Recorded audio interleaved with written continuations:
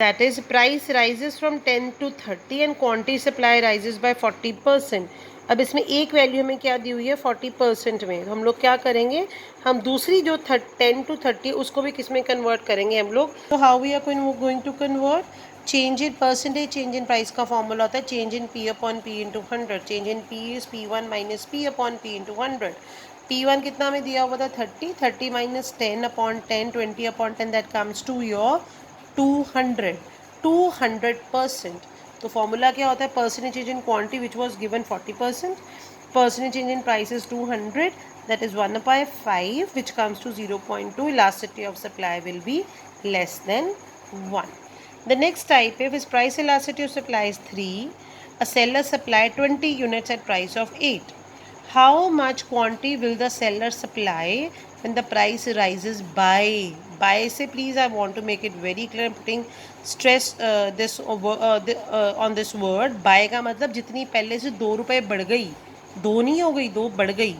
So elasticity of supply में 3 दी हुई है. Q is 20, P is 8, Q1 हमें नहीं पता, हमने निकालना है. एंड P1 मीन्स पहले थी 8, अब कितनी हो गई है 10. सो जितना बाय की वैल्यू होती है that refers to change. So change in Q हमारा कितना आ जाता है, चेंज इन P हमारा कितना आ जाता है 2. We put the values in the formula P upon Q into change in Q upon change in P. So that हमारा change in Q की कितनी वैल्यू आ गई 15. अब चेंज इन Q का फॉर्मूला क्या था, Q1 माइनस Q. Q कितना है हमें, Q1 is how much we don't know. So it is 15 is equal to Q1 minus 20. Your answer comes to 35. Similarly this is next type. इसमें total revenue दिया हुआ है. Total revenue का मतलब होता है आपने कितने पैसे कमाए. सो फॉर्मूल टोटल रेवेन्यू होता क्या, P into Q. So at a price of ₹10, total revenue is 800. When price rises by 20%, 10 का 20% that is 2. मैंने कैलकुलेट करके दिखाया है. सो 10 का 20% कितना हो गया 2. सो नई प्राइस कितनी हो जाएगी 10 plus 20% of 10, that is 10 plus 2 is equal to 12. So total revenue नया कितना पहले था 800, 400 बढ़ गया. सो कितना आ गया टोटल नया रेवेन्यू कितना आ गया 1200. सो P हमारा कितना हो गया 10, P1 इज 12. Q हमें दिया ही नहीं हुआ, हाउ वी विल कैलकुलेट, पहले हम Q निकालेंगे. Q का कैसे निकलेगा, टोटल रेवेन्यू का फॉर्मूला होता है P इंटू Q. सो टोटल रेवेन्यू कितना 800, P कितना है 10, Q कितना है, सो Q की वैल्यू कितनी आ गई 80. सिमिलरली नया टोटल रेवेन्यू कितना था 1200, प्राइस नहीं कितनी थी 12, तो Q कितना आ गया 100. आगे तो सम सिंपल है, will calculate simply. So P is 10, Q is 80, P1 is 12, Q1 is 100. After calculations we get the answer this, we get the answer 1.2. So there are a few important points which you need to keep in your mind while calculating this.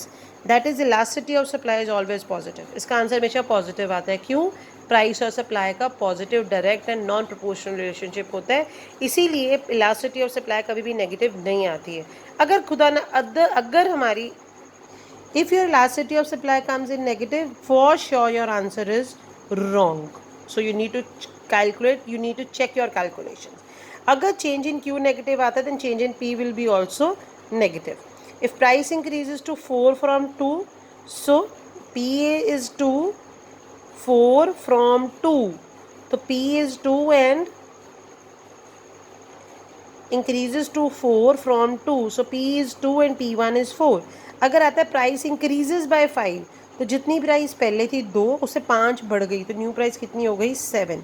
और total revenue क्या होता है हमारा P into Q.